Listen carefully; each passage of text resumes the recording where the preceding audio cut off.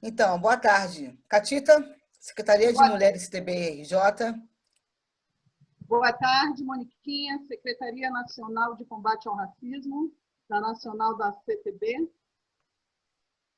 É com imenso prazer que hoje nós estamos na nossa 13ª live da CTB-RJ.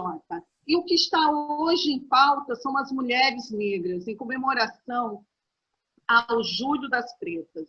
Então, é uma parceria da Secretaria de Igualdade Racial, da CTB Nacional, com a Secretaria da Mulher Trabalhadora, da CTB-RJ.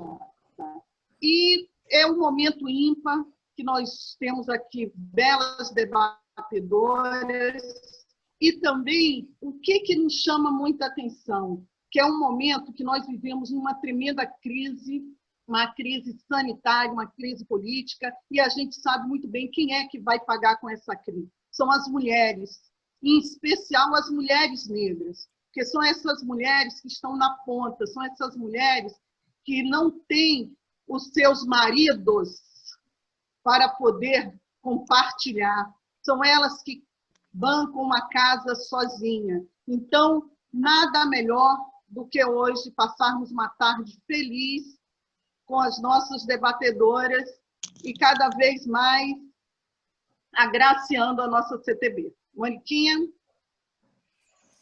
Então, nós da Secretaria de Igualdade Racial, do Coletivo Nacional, do Coletivo Estadual de Luta de Racismo da CTB, a gente vê com muita perspectiva, não só o Julho das Pretas, mas a inserção, a capacidade de comunicação, de articulação, de se fazer maior a cada ano, a cada movimento. A condição que a gente tem, mesmo diante de uma crise política, econômica, sanitária, continuar essa batalha pelo bem viver. E conseguir trazer aqui 3 mulheres, além de lindas, jovens, potentes, porque vai mostrar para nós a cara perversa dessas formas de discriminação, racismo e sexismo, mas vai mostrar para a gente mais do que isso, vai mostrar para a gente a capacidade de se sobrepor, de ter protagonismo, de conseguir, em cada uma de sua área, além de ter o protagonismo, ser vitoriosa na vida, porque esse é o nosso objetivo, né, meninas? Construir a nossa história, não é isso? Então, assim, o objetivo de vocês estarem aqui, e a Secretaria de Igualdade Racial está representada na nossa Carol, essa garota linda, negrona, potente, que representa o sindicato na área de comunicação, numa das frentes que mais expõe o trabalhador nessa época de pandemia, é ela que vai representar, que também é uma dessas mulheres jovens, lindas, potentes e de bem viver, que consegue ter a vida vitoriosa.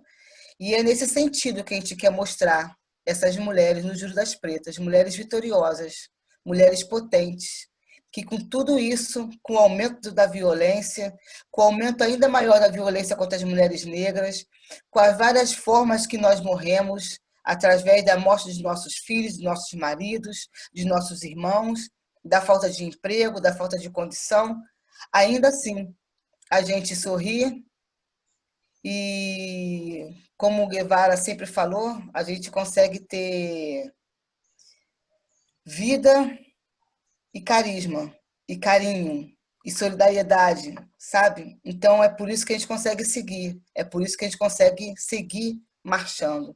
Mesmo quando a gente perde, aparentemente, uma grande referência como Marielle, e a gente revive através dela. Então, é assim que a gente agradece a participação de todos vocês que estão com a gente na nossa live, da CTB Nacional, da CTB do Rio, e eu passo a palavra para o meu presidente, Paulo Farias, porque é com esse crédito que a gente chega aqui, a 13ª live, fazendo várias atividades e fazendo uma atividade bonita para o Julho das Pretas. Obrigada, viu, Paulinho? Obrigada pela CTB e pelo que você representa, a central que mais cresce. No Brasil. No Brasil. Obrigado, Mônica. Boa tarde para todas. Nossa secretária de Mulheres aqui da CTB do Rio de Janeiro, Kátia Branco. Nossa Mônica Custódio, parceira de muitas lutas. A gente tem uma história muito bacana, Mônica, no movimento sindical. E tenho assim, o maior orgulho, né, de ter compartilhado com você muitas mesas de debates nessa área temática, entendeu? Eu acho que aprendi muito com você durante esse tempo todo. Você sabe que a gente tem um carinho muito grande, né? Muito legal essa convivência nossa. Dani, também assim, um prazer grande estar compartilhando com você essa mesa aqui.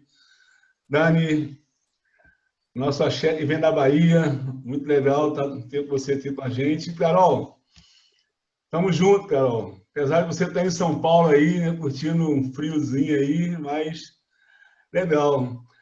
Mônica, é o seguinte, eu quero saudar a iniciativa dessa mesa de debate, né, Júlio das Pretas, registrando, né, essa importância, esse vigor, né, que um debate como esse emana. Porque assim, a pandemia do coronavírus, a gente se instalou aqui no nosso Brasil, no mundo inteiro, né, os números são são altíssimos demais, e esses números eles têm cor, né, têm CEP, atinge muito duramente a classe trabalhadora no Brasil e no mundo todo. Mas, além dessa pandemia, a gente atravessa um momento muito difícil aqui no Brasil. Um assalto das forças reacionárias que tomou conta do Brasil a partir do golpe de 2016, deixou assim, o Brasil mais triste, né? Eles estão tentando tirar nosso sorriso, tentar tirar nossa vontade assim, de sorrir, de se abraçar. Mas nós estamos muito fortes, amor. A gente já deu a volta por cima em outras oportunidades e não serão esses fascistas, esses bolsonaros da vida, né, que vão tirar o nosso sorriso, que vão tirar a nossa vontade de viver, tirar a nossa alegria. Nós estamos, no momento, afastados, separados, mas não estamos separados, nós estamos juntos, mas nunca estivemos, né, separados um do outro, né? A nossa energia, a energia que emana da CTB, que emana de todas as mulheres da CTB, de todos os homens, né, de todos os nossos camaradas e companheiras, nos fortalece, e isso é muito legal. Eu quero saudar essa mesa aqui, né, dizer da importância dela, de reafirmar nossa convicção por um mundo melhor, um mundo mais justo, um mundo democrático, um mundo socialista, né? E dizer que essa luta é a luta que busca a emancipação da nossa classe, a emancipação da classe trabalhadora, né? A emancipação da luta dos negros e negras do nosso país. Por isso aqui eu deixo um abraço a vocês, desejo um bom debate, uma boa live, e peço licença a vocês, que eu vou cuidar da Luísa, né? A Luísa está me demandando muito aqui em casa, né? Aqui eu faço o papel também de mãe, então eu deixo aqui para vocês um grande abraço aí, desejando para vocês uma boa mesa, tá bom? E aí eu quero passar aqui o comando para a nossa guerreira exceptista, essa grande mulher, Carol, que aí vai dirigir essa nossa mesa, tá bom, Carol? Com você o bastão, com você a batuta. Grande beijo para todos e para todas. CTB, a luta é para valer. Grande abraço. Olá, boa tarde. Muita gratidão aos que me antecederam.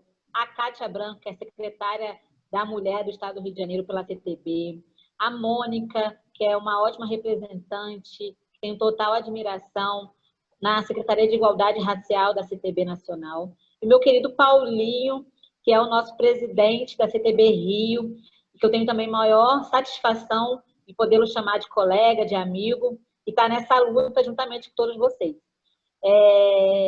Desde já agradeço a todas as nossas convidadas que já estão aqui, já se encontram na nossa sala, agradecer a CTB Nacional por todo o apoio, a todas as companheiras que estão aqui, Estamos no mês de julho, o Julho das Negras, e é com muita alegria e muita honra que divido essa sala aqui, esse espaço, com a Daniele Costa, com a Dani Balbi, com a Mônica, com a Kátia, que são mulheres que nos representam, são mulheres que estão na luta há muito tempo e continuamos nessa luta, porque a gente sabe que nessa sociedade não tem sido fácil diante do governo que a gente está, mas principalmente para nós mulheres negras.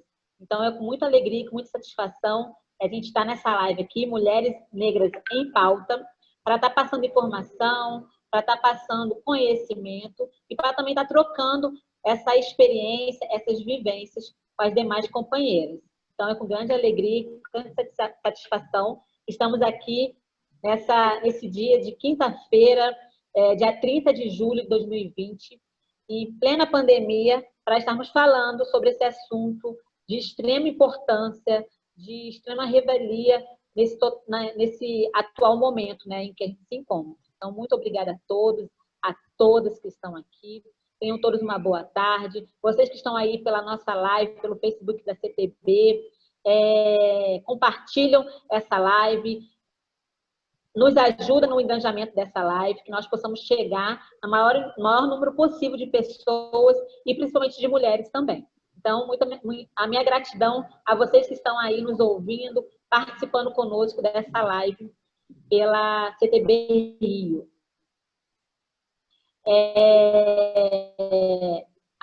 Eu vou estar passando a fala agora para a nossa querida companheira, a Daniele Costa.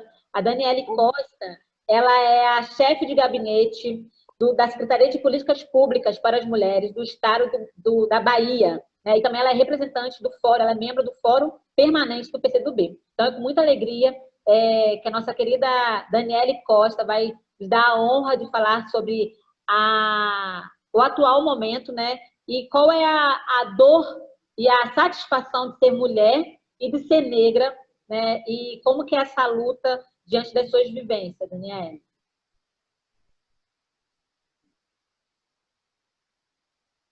Tem que abrir o seu som.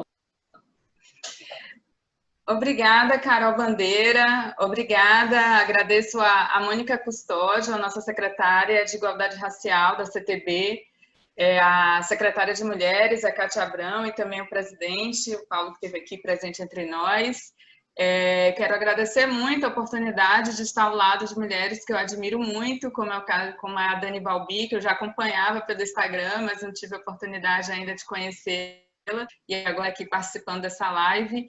E da Helena também, quero agradecer essa possibilidade da gente estar trocando ideias nesse momento tão diferente, né, da vida do nosso país e do mundo, né? A pandemia provoca uma alteração, não somente no aspecto do impacto que tem na vida social, na vida econômica da população, mas também nos comportamentos, né? A gente está aprendendo a dialogar com outros tipos de ferramentas, como é o caso da videoconferência, e isso oportuniza também a gente ter esse diálogo com pessoas que talvez a gente não teria se fossem atividades presenciais. Então, eu quero agradecer muito essa oportunidade de estar falando aqui com a CTB e quero saudar a todos e todas que estão acompanhando aí pelas redes sociais. O 25 de julho ele se tornou no Brasil um dia muito importante na vida dos movimentos sociais, né? Por isso que é tão estratégico a gente estar fazendo esse debate no movimento sindical, né, com a classe trabalhadora.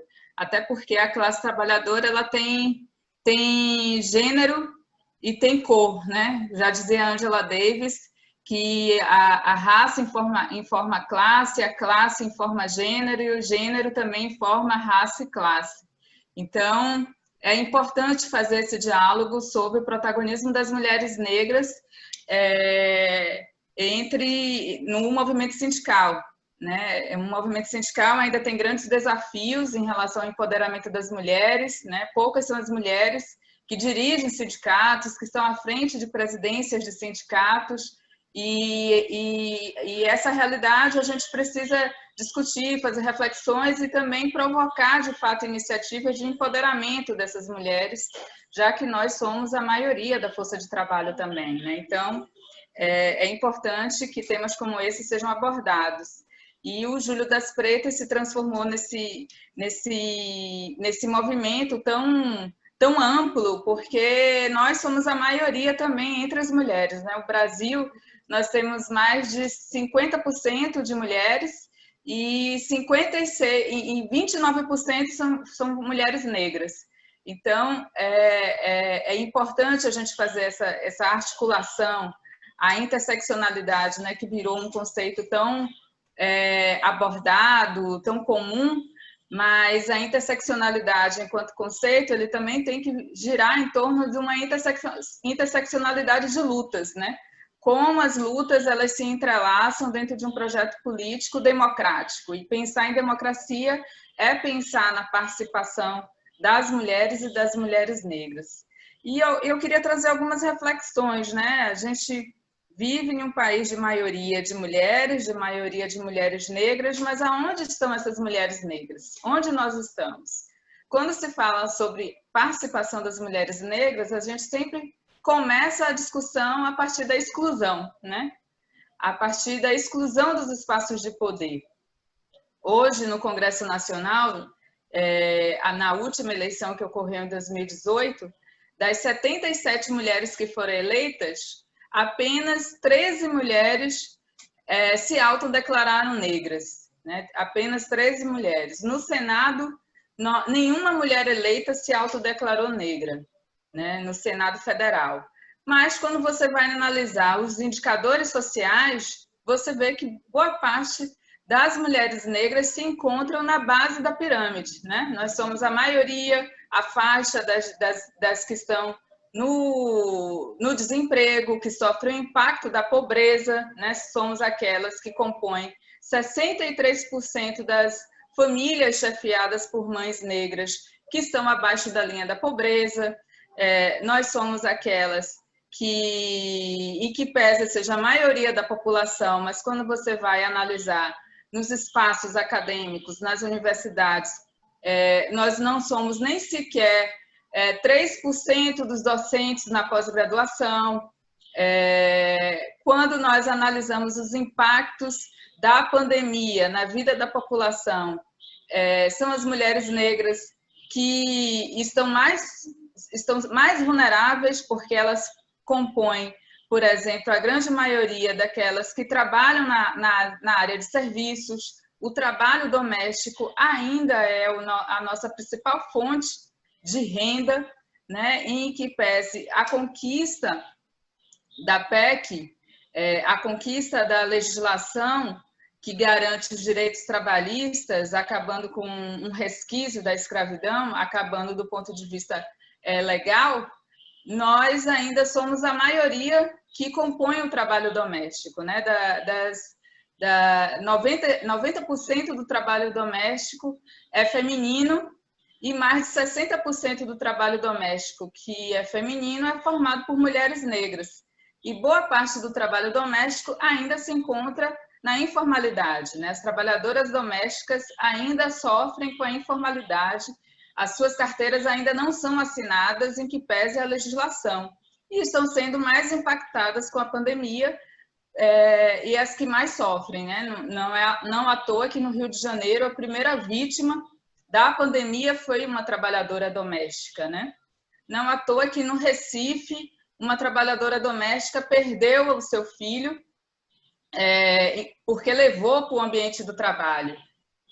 Então, que foi o menino Miguel. Então, somos nós, mulheres negras, que está entre a população mais vulnerável, e isso tem uma motivação. O porquê disso? O porquê que acontece isso? E é importante a gente ter uma contextualização do que é que significa isso, né? Nós ainda não resolvemos, e é o que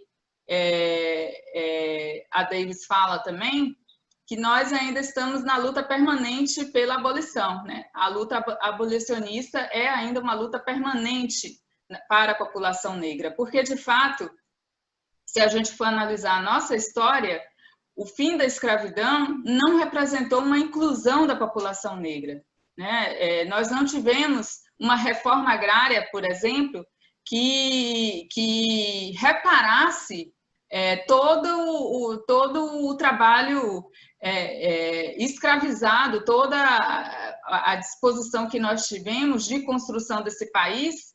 Não houve políticas de reparação à população liberta com a abolição. Então, nós só tivemos algum tipo de política de ações afirmativas a partir dos governos de Lula e de Dilma, que de fato houve políticas de ações afirmativas, com políticas sociais, com valorização do salário mínimo. Houve algum tipo de modificação em relação a isso. Como incluir a população negra sem políticas de ações afirmativas?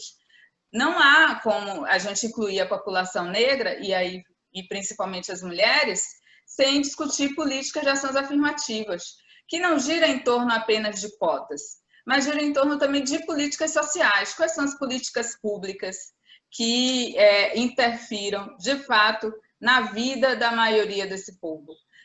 Isso gira em torno das políticas sociais que foram implementadas naquele período, como foi o caso do Bolsa Família, do Luz para Todos, a democratização das universidades, com políticas de permanência também, porque não adianta só democratizar as universidades e não ter política de assistência estudantil.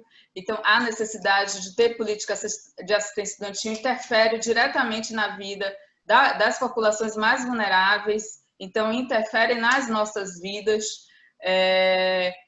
Amplificação, por exemplo, do mercado de trabalho, diversificação do mercado de trabalho, porque não adianta apenas ter incentivos de democratização das universidades, ter mais jovens se graduando e não ter um mercado de trabalho, porque a nossa estética não é a estética do padrão, né? Não é a estética que gira em torno à lógica racista que sempre imperou na nossa sociedade e que ainda impera, né? É o que nós chamamos do racismo estrutural. O que significa isso, o racismo estrutural?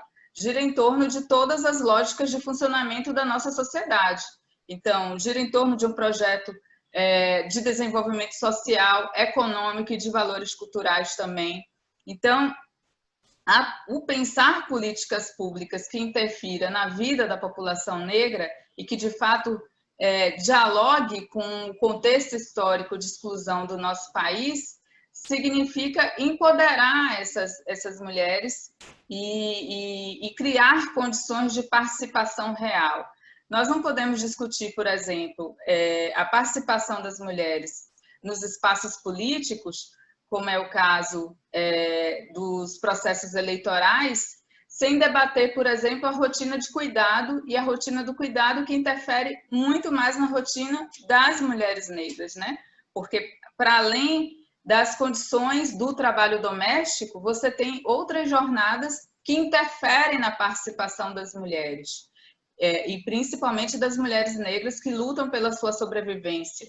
Então, discutir a democratização e discutir o acesso das mulheres a todos os espaços, a todos os lugares sociais, para que nós tenhamos condições de dizer, nós queremos estar aonde nós queremos, enquanto alternativa de fato, construir, nós precisamos de políticas públicas que interfiram nessa rotina do cuidado.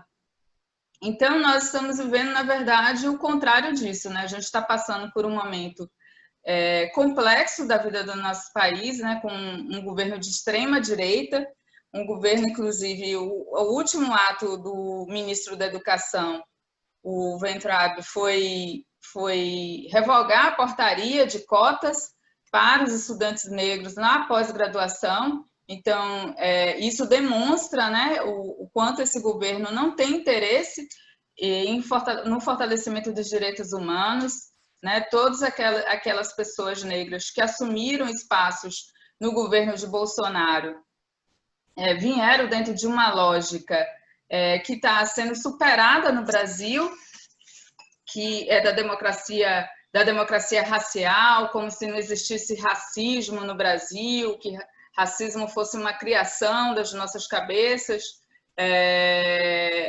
E é só a gente analisar os indicadores sociais que o racismo está presente em toda a vida social da população, né? Não à toa que há resistências, há um movimento negro atuante. Então, todas as pessoas negras que ocuparam espaços no governo de Bolsonaro vieram numa linha de questionamento da resistência e da luta histórica do movimento negro, né? A começar com a data histórica, questionando até mesmo a data histórica, que é o 20 de novembro, que é revisitar a nossa história a partir dessas lideranças de resistência, como foi Zumbi dos Palmares, né? A Teresa de Benguela foi uma liderança negra de resistência quilombola do Mato Grosso, e foi no governo de Dilma que nós conseguimos instituir a lei nacional, enquanto lei, o Dia Nacional Teresa de Benguela e da Mulher Negra, em alusão ao Dia Internacional da Mulher Negra Latino-Afro-Caribenha. Então, como transformar essa realidade, né? Como, dentro dessa condição existencial, e eu falo assim, de um lugar que eu me considero minoria, né? Nós não fazemos parte da maioria da população, né? Poucas são as mulheres negras, por exemplo, aqui no governo do estado, que estão em instâncias de direção no executivo, em que pese a Bahia seja o estado brasileiro de maior população negra, Salvador seja a capital do país onde tem a maior população negra, inclusive a cidade fora da África com mais negros e negras, e mesmo assim a gente vive numa cidade da exclusão, onde existe uma violência que atinge principalmente os jovens negros e as mulheres negras, né? Porque os dados revelam isso, enquanto a violência, segundo o dossiê de 2003 a 2013, revela que, enquanto a violência doméstica diminuiu entre as mulheres brancas, entre as mulheres negras houve um aumento de mais de 50% da violência doméstica. E a violência ela atinge as mulheres, nesse sentido também da objetificação do corpo das mulheres, e nós sofremos muito mais por isso, porque a escravidão ela deixou no imaginário social da nossa população os corpos femininos negros num processo de desumanização. Então nós sofremos o impacto também da desumanização dos corpos negros, da naturalização do racismo, né? Porque a sociedade ela se sente impactada com a morte do George Floyd nos Estados Unidos, mas a sociedade brasileira, no geral, não se sente tão impactada com perdas de vidas negras a todos os dias, a cada 3 horas, o assassinato de um jovem negro, né? Isso não quer dizer que o movimento negro não esteja atuante. Sim, há resistências em relação a isso. Quando a população queima um ônibus, faz atos como esse, são atos de resistência, de denúncia aos assassinatos de jovens negros. Mas não há a mesma sensibilidade da própria mídia em relação ao que acontece aqui com jovens negros no Brasil. Então, isso diz respeito à naturalização do racismo, isso diz respeito à desumanização dos nossos corpos. Então, o movimento negro, ele sempre se demonstrou nessa perspectiva, né, de resistência e luta política. O feminismo negro, ele deu e dá uma grande contribuição ao feminismo brasileiro, ao apresentar a importância da gente entrelaçar as questões de raça, classe, gênero, sexualidade, geracional, enfim, da gente entender que essas categorias, dentro de um país de formação colonial, dentro de um país, de uma sociedade fundada a partir do escravagismo, não tem como você não entrelaçar essas categorias, entendendo a nossa sociedade e constituindo também resistências a partir disso. Então, nós vivemos na nossa geração, um grande desafio, que é avançar na nossa luta política. Como nós podemos construir alianças para que a gente possa constituir um projeto democrático com a cara da população e que, de fato, venha a construir efetividade na política de reparação à população negra. Acho que é um grande desafio que nós temos e espaços como esse ajudam muito ao diálogo, porque quando a gente está conversando com a classe trabalhadora, ela é estratégica para esse movimento de resistência. E se nós, que fazemos parte de sindicatos, de direções de movimentos políticos, não entendermos o entrelaçamento dessas questões, não há como a gente avançar dentro dessa expectativa de construir um projeto democrático. Então, eu fico muito feliz quando a CTB faz um espaço como esse, porque é a partir dessa luta política de resistência, com o entrelaçamento dessas questões, que a gente consegue, de fato, dialogar numa política de alianças e ter mais esperança nesse momento onde nós somos governados pela extrema-direita. A gente só vai conseguir superar a extrema-direita se a gente, de fato, tiver uma grande frente ampla de alianças com os diversos setores da sociedade. Então, eu agradeço muito a oportunidade de estar conversando aqui com vocês. Nós que agradecemos a sua disponibilidade, a sua beleza, né? A sua disposição de estarmos conosco aqui, todas juntos em prol da luta da mulher negra no nosso país. Obrigada pela sua contribuição e que nós possamos realmente ter mais momentos assim, né? De troca de experiências, de vivências. Você aí no estado da Bahia, né, em Salvador, eu aqui no Rio de Janeiro, e isso é uma forma de a gente estar se conectando, né, e falando uma mesma língua, indo em busca de um mesmo ideal. Então, muito obrigada pelo seu compartilhamento, pela sua contribuição hoje aqui conosco. Tem sido de grande valia. Eu queria também agora, e todo mundo que está aí na nossa live, assistindo a nossa live aí, ligado na gente, vocês possam estar compartilhando a nossa live, possam estar dando engajamento, mandando para os seus amigos, para os seus familiares. Hoje, dia 30 de julho, estamos falando aqui sobre a questão da mulher negra em pauta, e falar da importância que é essa luta para todas nós mulheres no nosso país.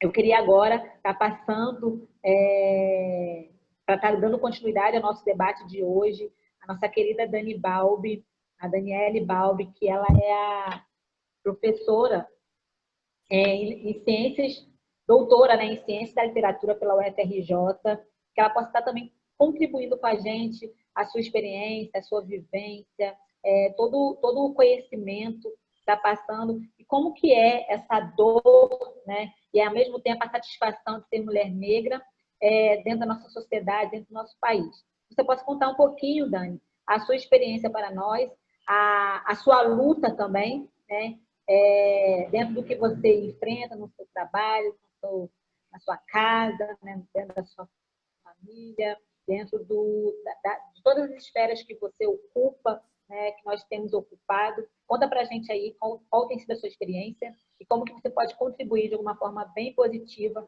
no nosso debate de hoje. E obrigada por estar aqui compartilhando todo o seu conhecimento com a gente nessa tarde de quinta-feira. A CTB Rio agradece. Imagina, boa tarde a todas. É um prazer enorme estar aqui com as camaradas, Dani minha xará, Ellen e, enfim, Carol.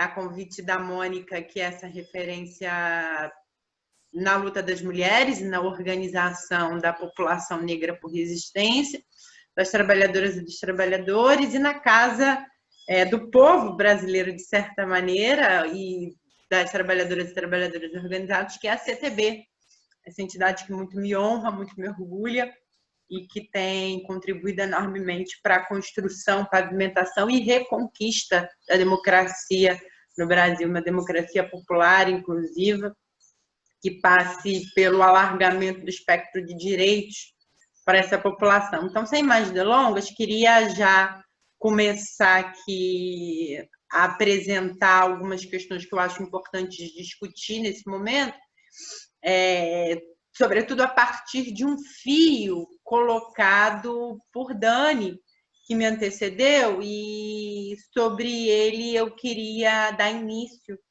a essa explanação, que é justamente sobre a exploração do corpo da mulher negra. Dani coloca justamente sobre essa hiperexploração ou hiperexotificação do corpo da mulher negra, e acho importante a gente partir daí para compreender como é que a estrutura do capitalismo brasileiro e, portanto, a estrutura de classe da nossa sociedade, ela se relaciona diretamente à persistência da base escravista sobre a qual se assenta a forma e a formação do universo do trabalho e, obviamente, no eixo da contradição capital-trabalho e, portanto, projeta a nossa matriz socioeconômica, histórica e política. E nesse processo, o ponto crucial é justamente o corpo da mulher negra enquanto elemento concreto que vai permitir, a partir da hiperexploração, do outro lado, a concentração de renda e riqueza.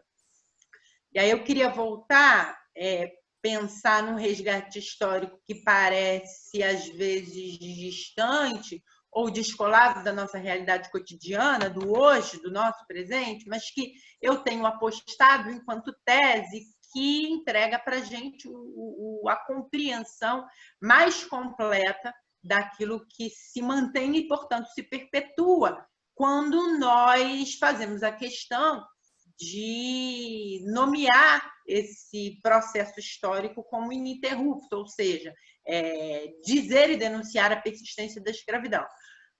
Pois bem, ali na década de 40 do século XIX, quando se abrem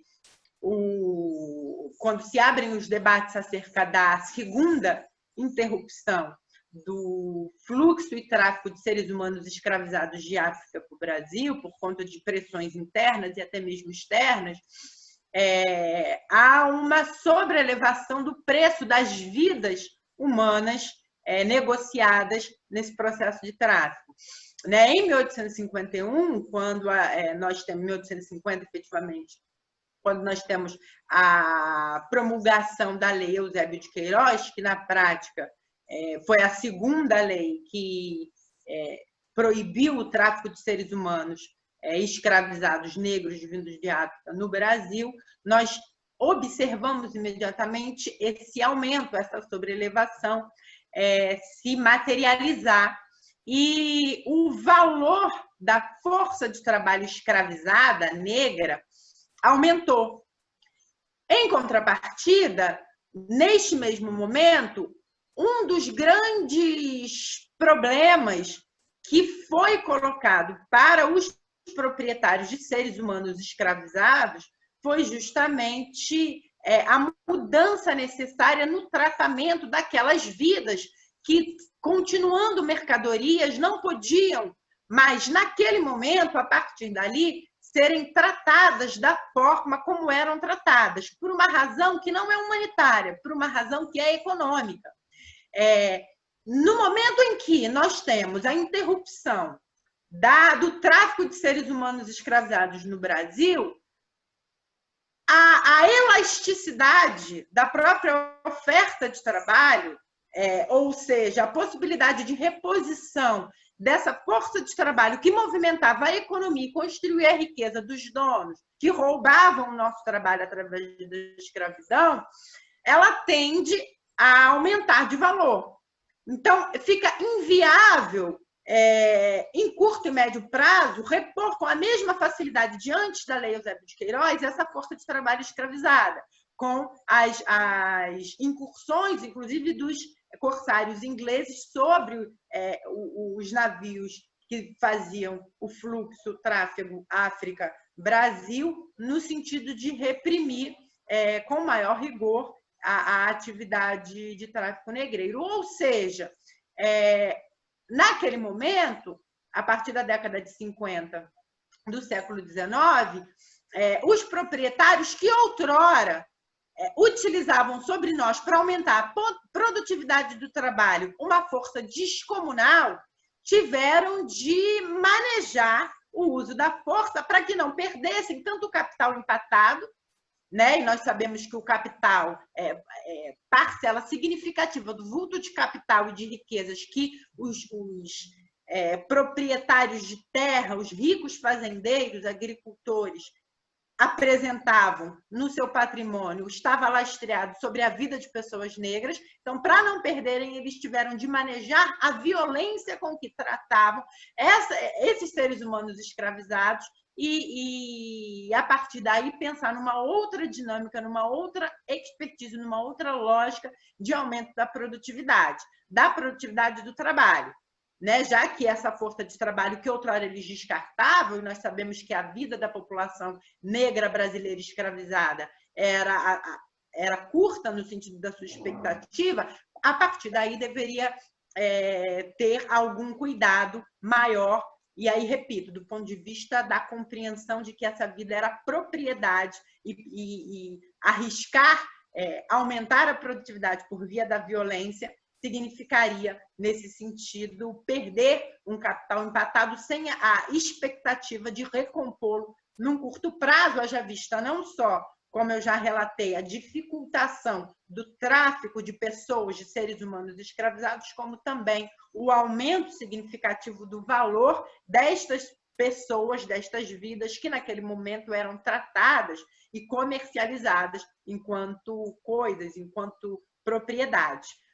Qual foi a saída que estes proprietários encontraram para aumentar justamente a circulação tanto de seres e de vidas aqui no território nacional, quanto o próprio valor agregado dessas vidas e dessas vidas que compunham o conjunto da força de trabalho que era escravizada? Impor sobre as mulheres negras, sobre os ventres negros, uma violência atroz que passava por estupro e passava por entregar-nos enquanto elemento de reprodução da vida e reprodução da força de trabalho escravizada. Então, na década de 60, se aumentou. A gente não tem os dados totais e a acurácia dos dados que nós temos, né, enquanto historiadores, ela é ainda pouco sensível à aferição, mas nós sabemos, de modo geral, que se aumentaram os estupros e que se aumentou a vigilância sobre o corpo das mulheres negras, né, compreendidas a partir daquele momento, né, já à beira do processo de abolição formal da escravatura, como elementos de reprodução compulsória através da violação dos corpos das mulheres negras, da força de trabalho escravizada. A partir dali, também, há uma vigilância do Estado e dos proprietários, que são a mesma coisa, a rigor, sobre o ventre e os filhos destas mulheres escravizadas. Então, o Estado começa a construir braços armados e milícias que vão compor depois as forças militares organizadas, as forças policiais organizadas nas províncias e nos estados, forte repressão e controle sobre o corpo e a vida e a prole dessas mulheres, né? E as suas famílias. Então, a natureza do genocídio estatal, ele se instaura, ele germina a partir da necessidade que o Estado, na sua forma capitalista primária, nesse capitalismo que é baseado, nesse momento, numa acumulação primitiva, cuja escravização era força motriz, ele se constitui, se coluna a partir da vigilância do núcleo de reprodução dos seres humanos escravizados, elegendo como elemento primeiro de vigília e de violação, o corpo das mulheres negras. Então, parece uma viagem no tempo muito significativa para tentar dar conta da explicação do que a gente observa no cotidiano, no presente. Porém, se nós pensarmos alguns elementos que se perpetuam, nós vamos entender que a configuração do Estado brasileiro mudou muito pouco, que a natureza do capitalismo brasileiro e a sua formação superestrutural, o seu Estado serve para, obviamente, garantir a riqueza de poucos e, a partir desse processo, nós conseguimos identificar que essa riqueza é ainda hoje uma riqueza de base escravocrata, no sentido em que ela foi formada através da escravização e da vigília e da violência sobre os corpos negros, mas também a dinâmica que vai informar para o mercado de bens e consumo, né? E o mercado capitalista de modo geral. Nos anos vindouros, tenderá a manter a forma de remuneração mais primitiva, cuja colunação está diretamente ligada à persistência da escravidão.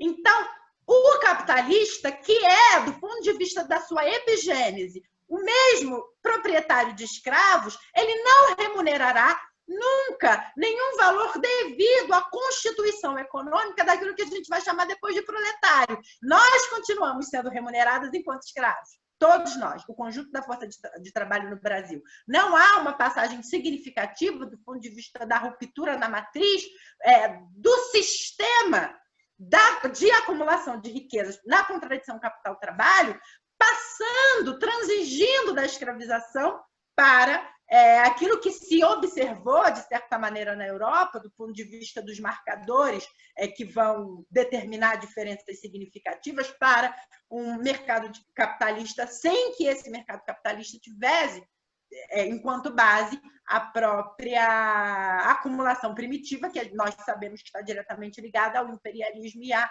escravização. E as mulheres negras nesse processo são... A vigília sobre os corpos das mulheres negras é o que vai garantir essa permanência. Por quê? Porque é necessário controlar, além do aumento significativo do volume de força de trabalho, e aí, repito, isso demonstra claramente como essa violência sobre os corpos das mulheres negras, enquanto reprodutoras de força de trabalho escravizada e força de trabalho para ser assassinada, é importante e se mantém desde então, como também garantir que não haja possibilidade de qualquer constituição de núcleo familiar ou de possibilidade de resistência que passa, obviamente, pela força das mulheres negras nesse processo, enquanto aquelas que, enfim, no primeiro momento, constroem ou apresentam a possibilidade de organização familiar, né? Então, o que nós assistimos foi que esse Estado continua controlando a natalidade,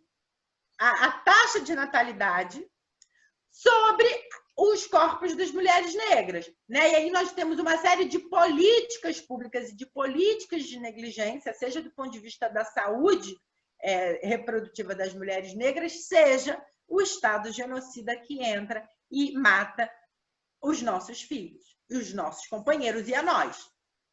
Então, esta dinâmica, esta lógica que foi gestada no Brasil Império, que se acentuou e ficou mais evidenciada na passagem, ou a partir do momento em que os proprietários começaram a se preocupar com a perda do valor da força de trabalho escravizada e a necessidade de construir alguma formalização, entre todas as aspas, da abolição da escravatura, ela se mantém. O Estado policialesco, um dos seus elementos é a necessidade de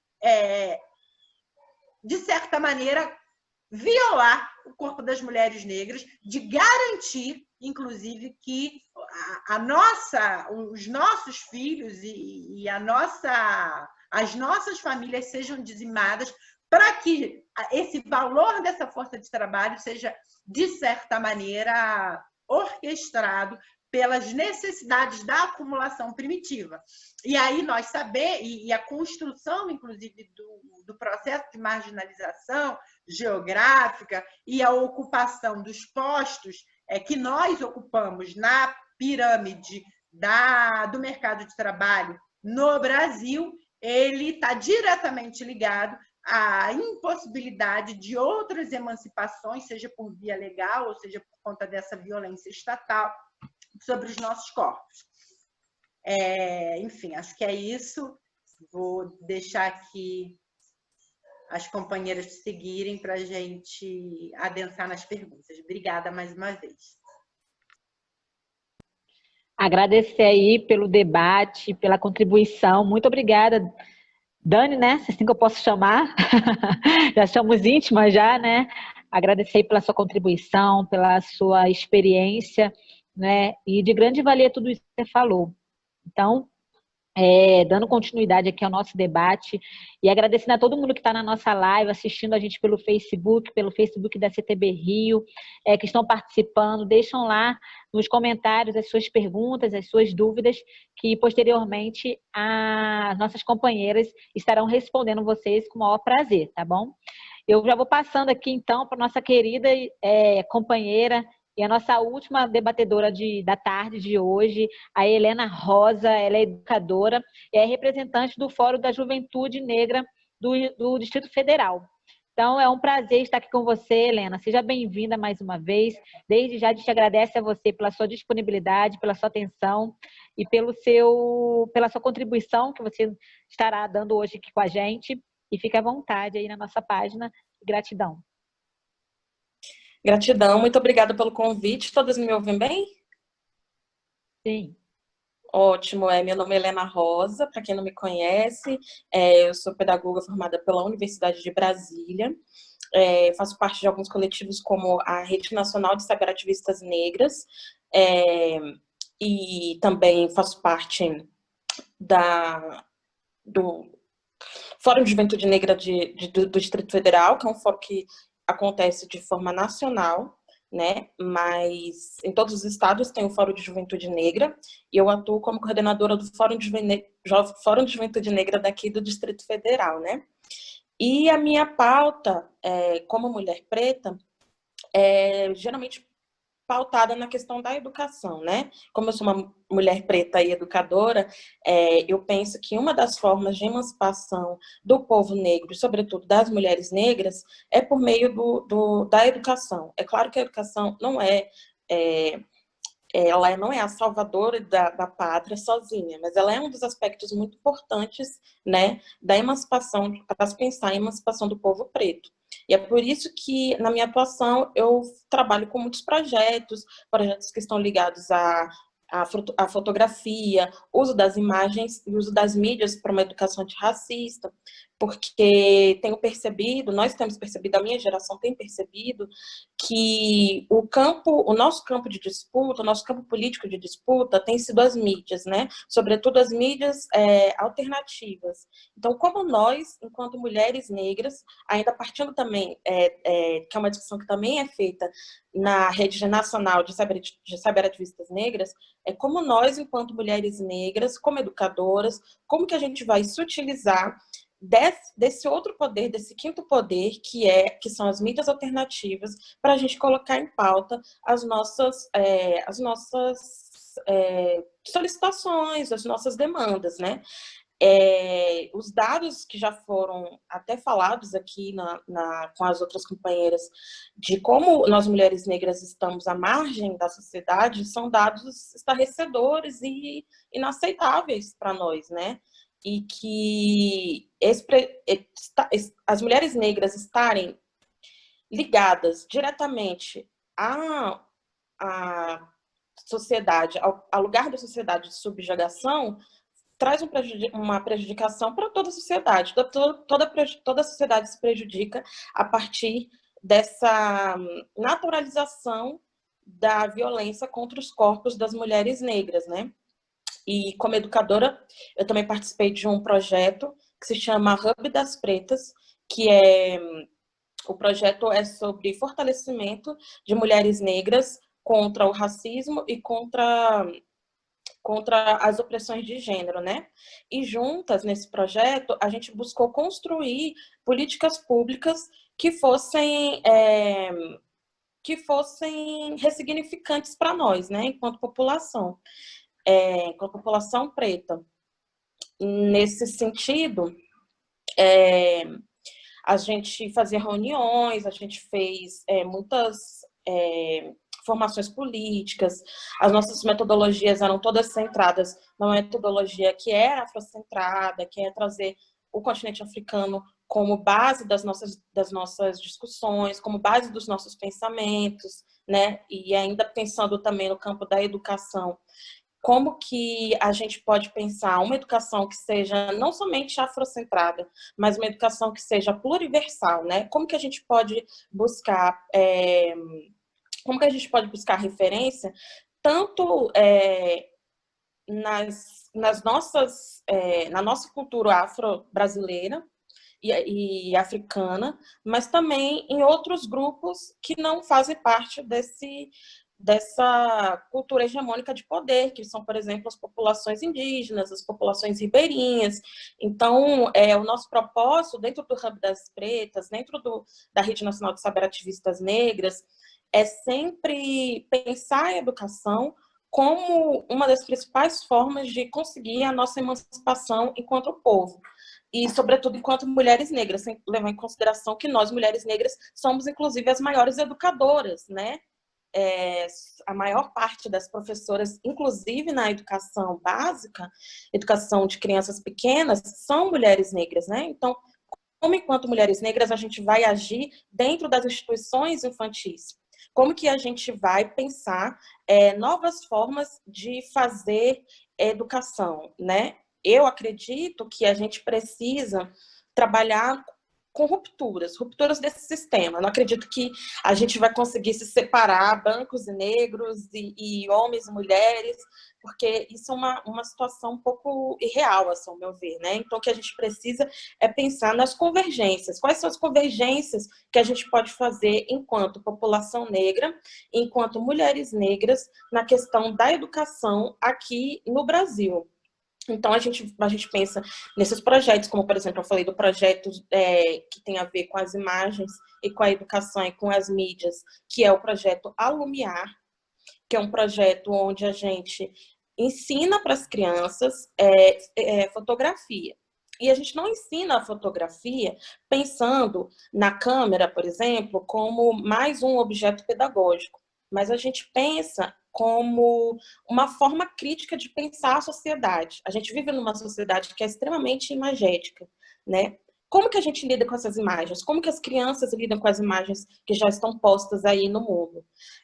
Para elas conseguirem compreender de forma crítica essas imagens, a gente ensina para elas as ferramentas das imagens, né? Para que elas tenham também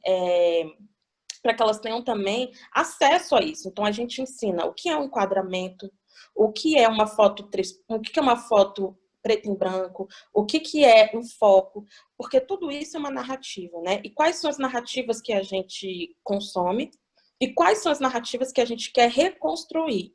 Então, a partir dessa problematização dessas imagens que a gente já está acostumado a consumir, a gente cria, junto com as crianças, novas formas de pensar e de estar no mundo a partir das câmeras. Então, a gente dá as câmeras para as crianças nesse projeto, as crianças começam a repensar a fotografia, tirar outros tipos de fotografias que estão fora desse padrão hegemônico, e começam a criar as suas próprias narrativas. Como são as narrativas que nós, enquanto crianças negras, queremos ver de diferente do que já está posto? E aí, no final desse projeto, a gente faz uma galeria com as imagens que essas crianças produzem e mostra para elas como é importante, como é possível criar uma nova narrativa de imagens, uma nova narrativa de ser e de estar no mundo enquanto população negra. Assim. Então, o nosso trabalho na Rede Cyberativista e nesses outros projetos é de fazer com que as mídias e as mídias alternativas sejam o nosso novo espaço, o nosso novo lugar de atuação para mudar a imagem que nós temos, que foram criadas para nós, né? Mudar essa imagem e pensar em novas perspectivas, a partir da educação, sempre, porque a educação é uma das primeiras formas de emancipação do nosso povo. Bom, eu acho que é isso.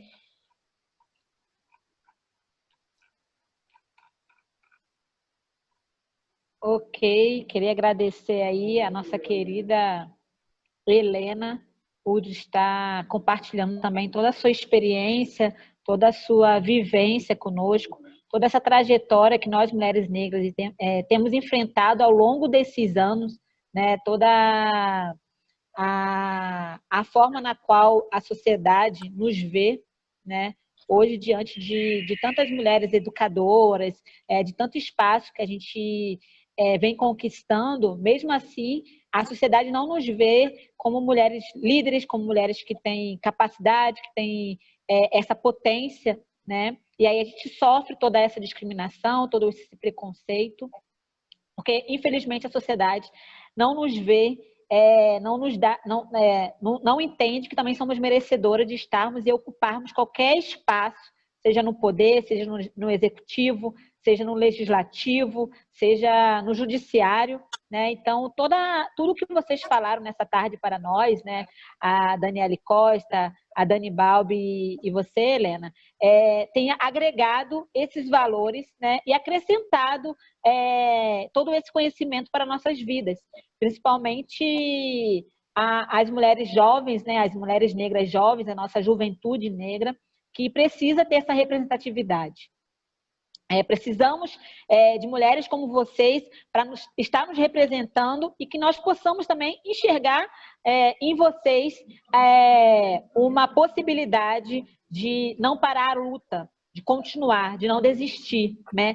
Mesmo diante de tantas dores, mesmo diante de tantos sofrimentos, temos que continuar resistindo e seguindo em frente, né? Avante.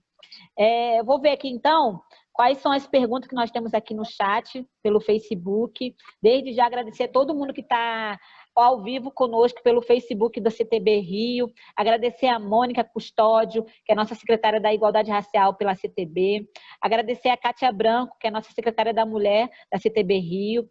E ao nosso querido Paulo, que é o presidente da CTB Rio, ao Adilson, que é o nosso presidente do CTB Nacional. Agradecer a todos esses companheiros e companheiras que também têm seguido, né, na luta, enfrentando aí todo esse desafio e toda essa demanda que nós enfrentamos no nosso dia a dia.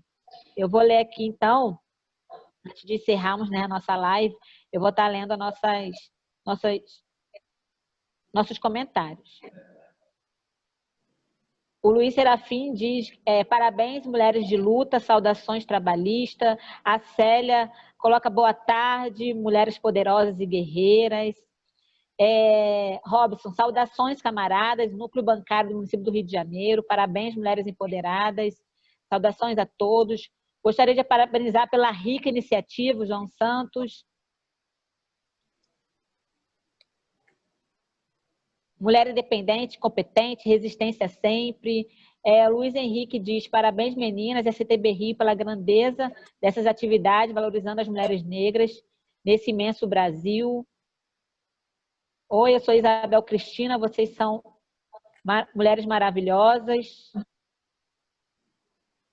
Espera aí.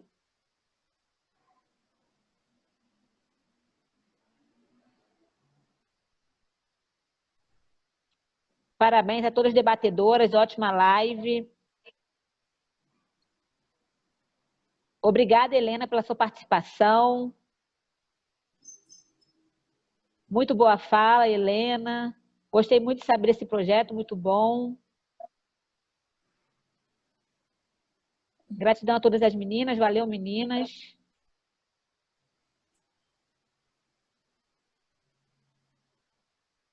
Coraçõezinhos.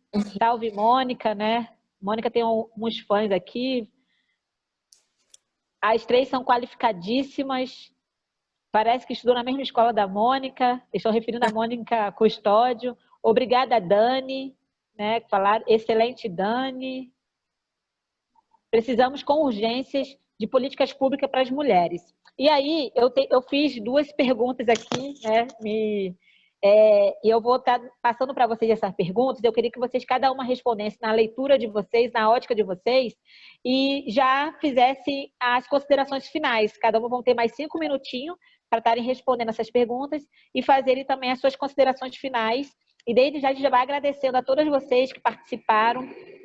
Eu estou muito feliz e honrosa em estar conhecendo vocês virtualmente, mas que nós possamos em breve, né, depois da pandemia, estarmos nos encontrando, dando um abraço fraterno e dizer que realmente vocês nos representam, vocês me representam como mulher negra, né, como mulher brasileira, como jovem, né? Embora muitas pessoas me chamam de muito jovem, mas eu já passei dos 30, mas mesmo assim me considero uma jovem menina, né? Uma jovem mulher, e que vocês nunca desistam, porque vocês realmente fazem um papel fundamental para todas nós. Vocês realmente representam a mulher negra no nosso país. Então, é importante que vocês continuem esse trabalho e que nós possamos seguir, né, seguir esse caminho, nós possamos ter esse caminho a seguir. Eu creio que a Daniele Costa, ela falou, né, ela mencionou aí a Teresa de Benguela, que foi uma líder, né, na sua época, no Quilombola, e que foi através das lutas dessas mulheres, Dandara, Teresa de Benguela, a própria Marielle, né, que esse ano ela completaria mais um aniversário e foi tirado brutalmente a vida dela, ela nos deixou esse caminho para a gente continuar o percurso, né? Esse caminho não foi tapado, esse caminho foi aberto para que nós, né, que viemos depois dela, continuemos esse caminho, toda essa trajetória, para que sim, as nossas meninas, as crianças, principalmente as crianças negras, né, as meninas negras, possam realmente nos ver como representantes, possam realmente nos ver como mulheres visíveis nessa sociedade. Então, vamos lá. Diante da população, né, hoje no país, nós somos 54% da população negra.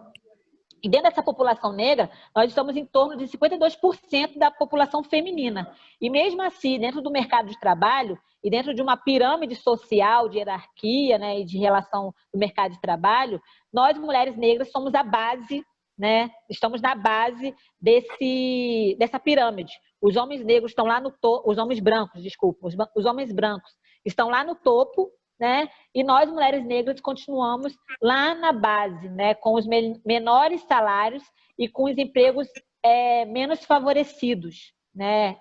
Ou subempregos. Então, diante dessa nossa realidade, como que nós, mulheres negras, possamos enfrentar esses desafios diante dessa desigualdade social? Essa é uma pergunta. E a segunda pergunta é quais são as nossas... Quais são as dicas que vocês dão para a gente ter estratégias de lutas para continuar avançando e conquistando nossos espaços, seja ele em qualquer esfera, né, de poder, seja judiciário, seja executivo, seja legislativo, seja nas grandes lideranças de grandes empresas, né, de ocupar cargos de grande ascensão dentro da nossa sociedade. Essa é a nossa pergunta e que vocês possam estar respondendo para a gente. E desde já a gente agradece aí toda a participação de vocês. Eu vou passar a bola agora para a Daniele Costa, né, que foi nossa primeira debatedora, depois a Dani Balbi e, consequentemente, a Helena. Daniele, é com você. Obrigada, Carol. Também já me tornei íntima aí de você, viu?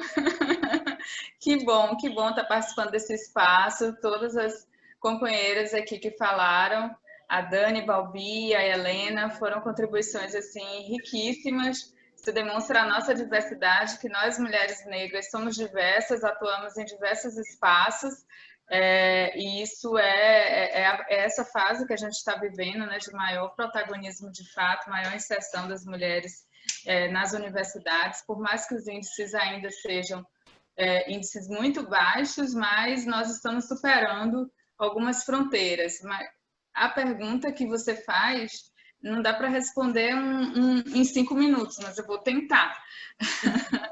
Eu acho que a única saída que nós temos é o que nós chamamos de se aquilombar, né? O aquilombamento. Que é a atuação de uma forma coletiva, é entender o quanto o feminismo negro ele é importante não somente para uma compreensão política e teórica, mas enquanto uma ferramenta também de organização das mulheres. Então, eu acho que a nossa saída, a nossa alternativa sempre é uma organização coletiva. É participar dos partidos políticos, principalmente os partidos que fazem parte de uma construção contra-hegemônica ao sistema capitalista. Eu faço parte de um partido político, sou do Partido Comunista do Brasil, escolhi essa atuação porque, para mim, não há outra alternativa por dentro do capitalismo, só superando essa sociedade, mas debatendo essas questões como classe, raça e gênero, que nós vamos construir uma nova forma de sociedade no Brasil, né? Então, sou da vertente marxista, tenho compreensão que a luta política é uma necessidade, é uma sobrevivência. Sem fazer luta política, a gente não vai conseguir sobreviver. E por isso que é importante que, nesse momento eleitoral, a gente tenha uma atuação política, né? A gente debata sobre a importância de ter mais mulheres nos espaços de poder, mas discutindo o projeto político que essas mulheres apresentam também, contribuindo para a construção desse projeto político democrático, resgatando também o sentimento de esperança na população, porque não é fácil, né? O dia a dia da nossa população é pela sobrevivência, né? É pela sobrevivência. Se você vive em um país onde os índices são alarmantes de desemprego, como você constituir resistência também? E eu acho que uma das questões que nós precisamos debater é como também mudar a atuação política dos partidos, como a gente construir mais ações humanitárias de diálogo com a população. Eu lembro muito dos Panteras Negras, que formou um partido que tinha uma perspectiva também de desenvolver ações humanitárias. Como você discutir com a população negra que vive na pobreza, sem criar condições de sobrevivência dessa população. Porque antes de você lutar por um projeto, você precisa primeiro ter o pão de cada dia, ter o que comer dentro de casa. Então, quando você cria essa relação de ações humanitárias, de entender que as causas da nossa população giram em torno da vida, porque é isso, né? A gente precisa primeiro assegurar a vida à população negra, assegurar a vida à juventude negra, como você agregar isso dentro de um projeto mais geral. Então, eu encerro deixando essa reflexão, principalmente num espaço como esse, que é um espaço que reúne sindicalistas, como a luta da classe trabalhadora pode e deve se entrelaçar, por exemplo, com a luta da juventude negra por sobrevivência, por viver, por seu dia a dia, né? Como a luta estratégica da classe trabalhadora pode ser também pautada no combate à violência contra as mulheres e principalmente contra as mulheres negras. Como o sindicato pode entrelaçar essas questões como uma luta estratégica de sobrevivência da classe trabalhadora. Então, eu deixo esse recado para a CTB, muito me anima, já é o segundo ou terceiro espaço que eu participo da CTB, que a CTB esteja pautando essas questões, porque isso nos dá a esperança de que a plataforma ela vai conseguir dialogar com os interesses das mulheres negras, vai pautar isso e vai construir alternativas que consolide essas alianças. Não há saída que não seja o ativismo político. É isso, eu deixo o meu abraço, um beijo para todas e sigamos firmes e fortes com esperança de que a gente vai construir uma sociedade socialista, né? Porque pelo capitalismo já demonstrou que não há saídas. Um beijo. É verdade. Que através da luta, né, do socialismo, nós consigamos alcançar, né, mais espaço e que possamos também ser mais valorizadas como mulheres negras, né? Muito obrigada, Daniele Costa, pela sua participação, pela sua contribuição conosco nessa tarde. A CTB Rio agradece, a Secretaria da Mulher Rio agradece, a Secretaria da Igualdade Racial também agradece. E eu também, como Caroline Bandeira, diretora do Sindicato dos Correios do Rio de Janeiro, agradeço a sua participação e a sua simpatia em poder estar contribuindo todo esse valor para todos nós aqui. Gratidão mesmo. Agora eu vou passar para a nossa querida Dani Balbi. Inclusive, eu acho que a Daniele Costa ela acabou respondendo aqui, acabou saindo aqui uma pergunta, como vocês enxergam as eleições de 2020? Você falou aí um pouquinho, Daniele, sobre essa questão de estarmos, né, inseridos nos partidos políticos e estarmos, né, ingressando nas candidaturas. Então, meio que você respondeu, mas se a Dani e a Helena também depois puder reforçar sobre essa pergunta, como que vocês enxergam as eleições de 2020, seria bom também. E aí eu passo agora a vez para a nossa querida Dani e desde já agradecer também pela sua brilhante participação aqui conosco essa tarde. Queria mais uma vez saudar todas que nos acompanham, né? As minhas camaradas de bancada, a Dani e a Helena, Carol, fazendo essa mediação tão qualificada. Dizer que eu não tenho muito a contribuir depois de tudo que a Dani colocou tão pontualmente, tão corretamente. Acho que organizar os movimentos de base de mulheres negras e aí de população LGBT, porque são esses movimentos que vão hidratar a força dos partidos e das mandatas populares que se apresentarem na disputa, no pleito eleitoral.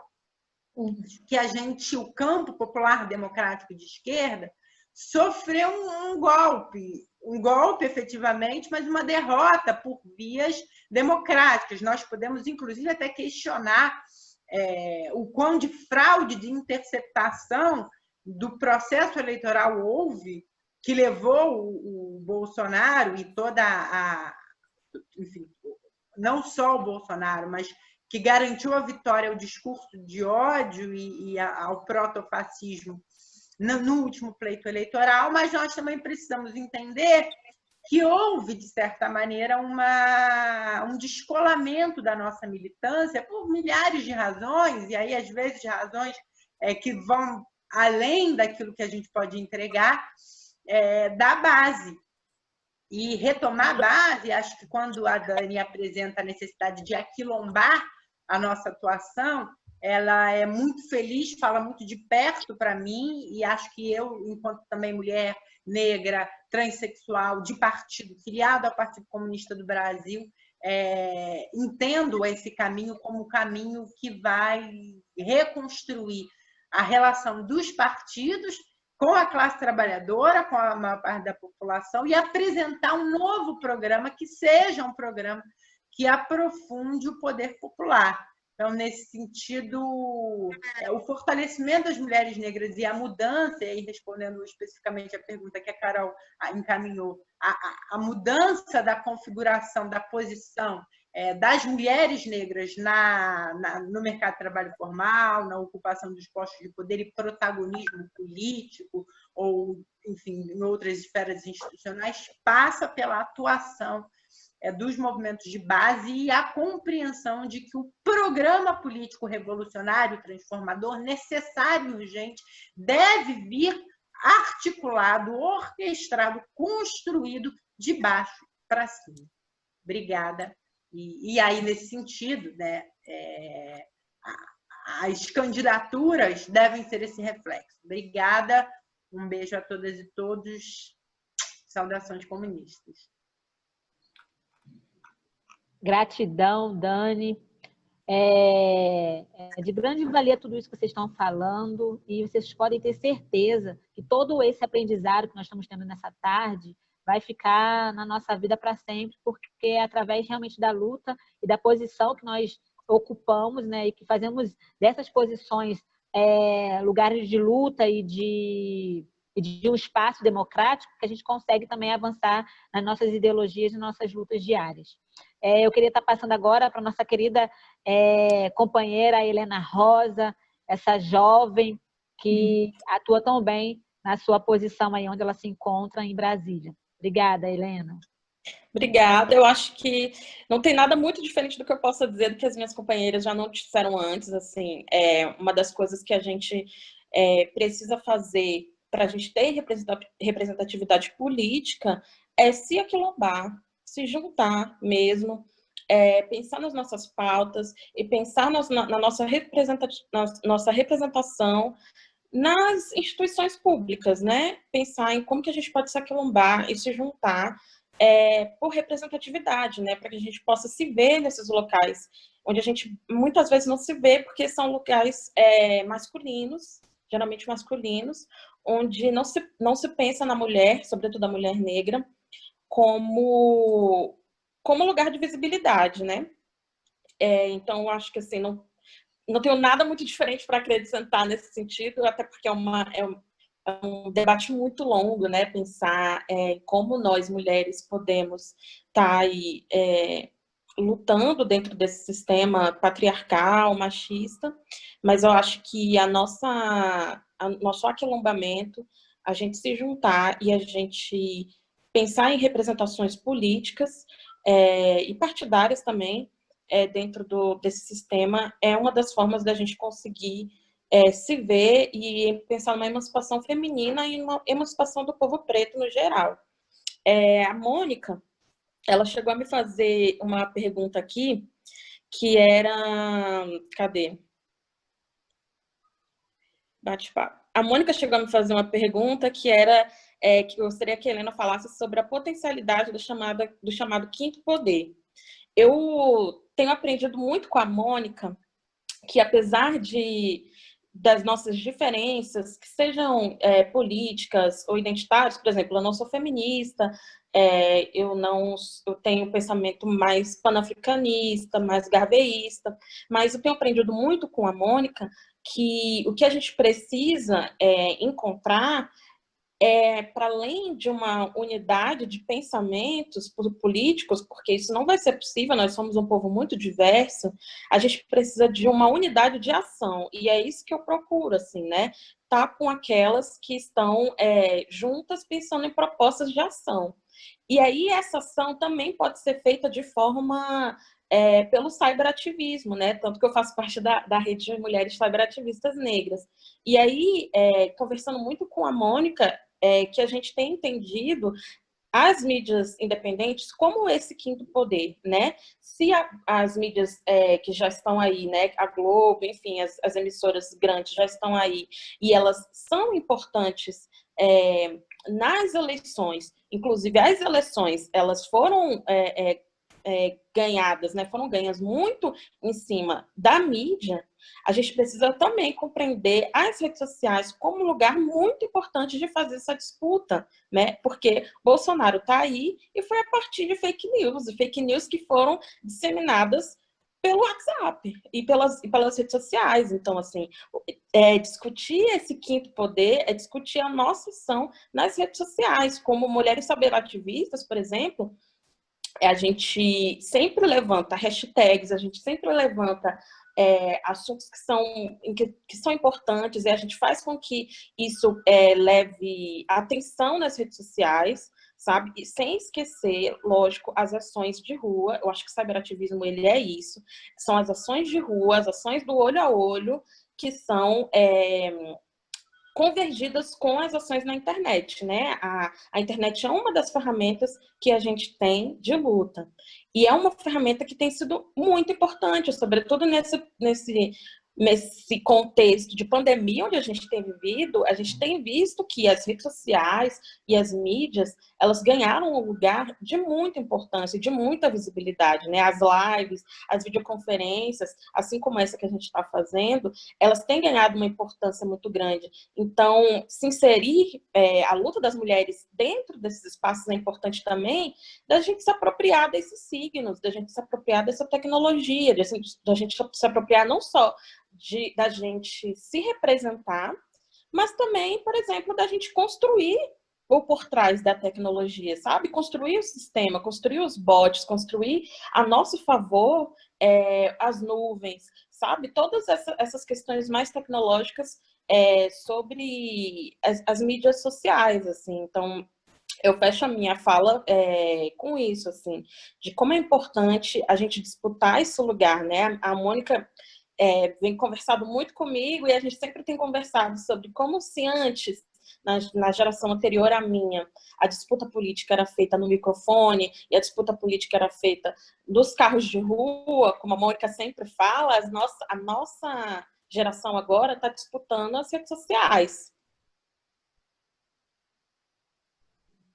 Tá me ouvindo? Alô? Sim, Estão me sim, ouvindo? sim. É isso, então, eu nem sei onde é que parou, porque minha internet eu acho que deu um pause aqui. Mas é isso, assim, eu encerro a minha fala, primeiro agradecendo o convite de estar aqui com vocês, e dizendo que esse quinto poder, que são as redes sociais, são as mídias, é um lugar muito, muito, muito importante da gente estar ocupando também, enquanto mulheres negras, enquanto população negra, para pensar a nossa emancipação.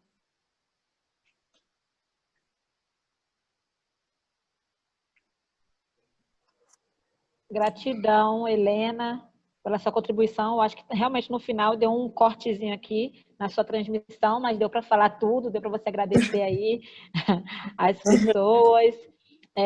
Muito obrigada pela sua participação também, por todo esse compartilhar, por toda essa sua maneira linda de falar, né? Tão jovem, tão bela e tão dedicada na luta. Então, isso mostra que realmente temos que continuar nesse caminho. Né? Então, muito, muito, muito obrigada em nome da CTB Rio, em nome da Secretaria da Igualdade Racial da CTB, em nome da Secretaria de Mulheres da CTB Rio também. Toda a minha gratidão a todas vocês, mulheres lindas, poderosas, representativas, né? Eu acho que é isso que a gente precisa, olhar para as mulheres e nos ver representada. Né? Por muitos anos, nós, mulheres negras, olhávamos para outras mulheres e não nos víamos representadas. Né? Não era visível. Então, hoje, olhar para vocês três e me ver em vocês, eu acho que isso é sinal que a nossa luta tem que continuar, porque é sinal que a gente está conseguindo conquistar realmente os espaços que nós merecemos, que nós somos capazes. Então, toda a minha gratidão, todo o meu respeito a vocês, toda a minha admiração a vocês. Eu creio que a Dani, eu já sigo nas redes sociais, a Dani Balbi, mas eu vou começar a seguir também a Helena e a Daniele Costa, porque a gente precisa se conectar mais, nós precisamos estreitar esses laços, né? Mesmo estando em estados diferentes, né? Embora hoje eu sou do Rio, mas estou em São Paulo passando férias, mas que nós possamos estar estreitando esses laços, mesmo que for de via virtual, como a Helena falou, porque tem sido um espaço também de poder, né? As redes sociais, as mídias sociais. Então, toda a nossa gratidão a vocês por estarem conosco aqui nessa tarde. E eu vou estar chamando agora a Mônica Custódio, para estar encerrando a nossa live. Já estamos aí há 1h30, mais ou menos, de live. Então, toda a nossa gratidão a todas as pessoas que estão conosco, né, pelo Facebook, os sindicatos que estão presentes, o partido, né, o PCdoB também, que se conta presente. Muita gratidão. Muito obrigada por toda essa força, por ter todo esse apoio, mas que nós também não consigamos, que nós não somente vemos dar esse apoio a nós, mulheres negras, no mês de julho, porque tem a homenagem do dia 25 de julho, mas que todos os meses, né, durante todos os anos, conseguimos alavancar essa luta. Então, força, resistência e um beijo grande no coração de vocês. Mônica, linda, é com você agora. Cadê Catinha? Gente, é difícil agradecer, porque gratidão, ela é mais do que agradecimento, né? É reconhecer, ter compreensão daquela contribuição e o quanto ela fortifica e cria semente, enraiza e potencializa uma perspectiva nova, né? Então, é nesse sentido que De verdade, a CTB Nacional agradece, o Coletivo de Igualdade Racial agradece. Quando nós falamos de vocês três, foi uma alegria para as mulheres. A mulherada ficou toda feliz. Os meninos também, aqueles sacanas, falaram que ótimo, vai ser ótimo ficar olhando para elas e ouvi-las. E, assim, nós temos uns companheiros que têm uma relação de carinho, respeito e vontade de aprender e vem se desconstruindo para se construir um novo muito grande. E a gente agradece muito esses homens, sabe, de peito, que vêm no enfrentamento junto com a gente, porque a gente sabe que a luta antirracismo e a luta contra o patriarcado nós não vamos fazer sozinhos, né?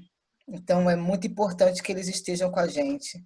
Olha, a Dani, as Danis, Dani Balbi, Dani Costa, a Helena, quero agradecer a alegria de vocês, a forma que vocês se apresentam, a vida que vocês demonstram, a beleza, a tranquilidade, sabe? Essa coisa de mulher potente que a gente precisa mostrar, porque é sempre contado uma história negativa de nós, né? Como se a gente nunca chegasse, como se a gente nunca fosse, como a gente nunca conseguisse. E vocês têm essa capacidade de mostrar que é diferente. E é disso que a gente precisa. Novos momentos mais felizes, mais fortes, para enfrentar o pós-pandemia, que o bicho vai pegar, o couro vai comer, a giripoca vai piar.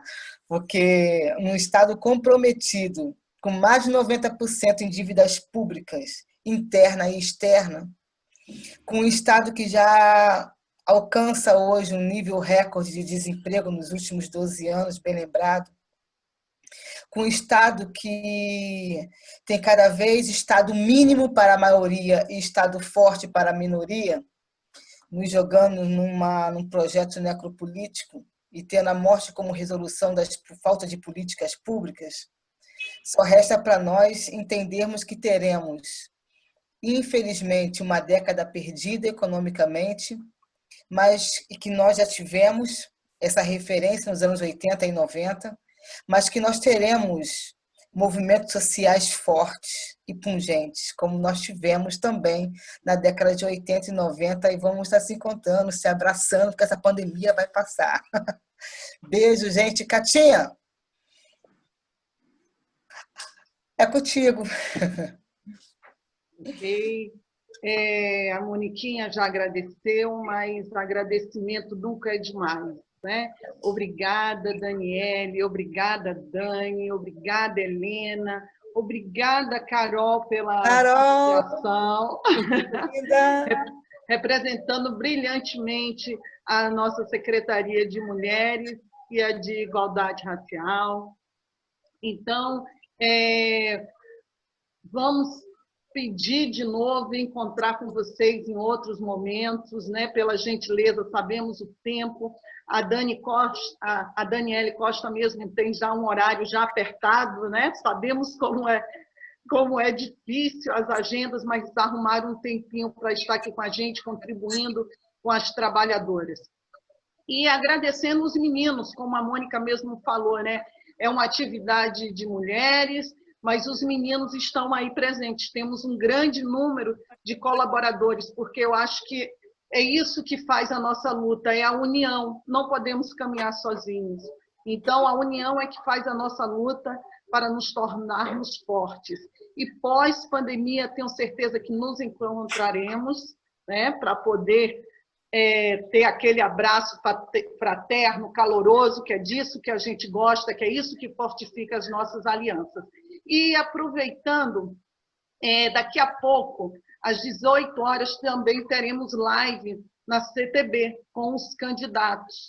Então, assim, às 18 horas, teremos a segunda live da CTB-RJ, aproveitando também, falando da nossa próxima live do Coletivo de Mulheres de Igualdade Racial, que será no dia 13 de agosto, como enfrentar os efeitos da pandemia para as mulheres trabalhadoras. Então, e também eu já ia esquecendo, que eu não posso deixar de esquecer, e também com a nossa palavra que é gratidão, gratidão aos sindicatos que compartilharam a nossa live. Então, assim, Pode falar aí, Moniquinha. A TV Nacional, que ajudou muita gente, o Leite, Poderoso Leite. Poderoso Leite, com certeza, dos Correios, Sindicato Combativo também da Carol, temos os sociólogos, temos os metalúrgicos, o Sinfa, o Sintect também, o Sintsama, enfim, gratidão eterna. Isso também, os comerciários. Gratidão eterna a todos esses sindicatos e o importante é que estejamos sempre juntas e juntos, que venceremos. Um abraço a todas e até a próxima. E não posso deixar de, como o Paulinho gosta de sempre falar, né? CTB, a luta é para valer. É para valer. CTB, a luta é para valer. Obrigada, então, a todas e todos que participaram. Um beijo a todas as pessoas que estão no Face acompanhando a gente também. E a gente só queria finalizar com uma frase que a Marielle nos deixou, né? Essa homenagem também vai para a nossa querida Marielle Franco, né? Que deixou a sua semente plantada em nossos corações. A gente segue, né, na mesma luta. Ela dizia assim: eu sou porque nós somos. E nós vamos dizer o seguinte: nós somos porque ela sempre será, né? Ela sempre vai deixar um legado muito importante diante do que é a luta, do que é lutar, né? E que nós possamos continuar essa luta, que nós possamos nunca desistir e sempre resistir. Nosso sobrenome é Resistência. E se estamos aqui é porque o nosso povo relutou, nosso povo resistiu. E é por isso que nós estamos aqui com esse espaço. Gratidão, um beijo grande a todas e a todos também que participaram, né? Um beijo grande, até a próxima. Foi um prazer, viu? Beijo. Beijo, beijo. Beijo.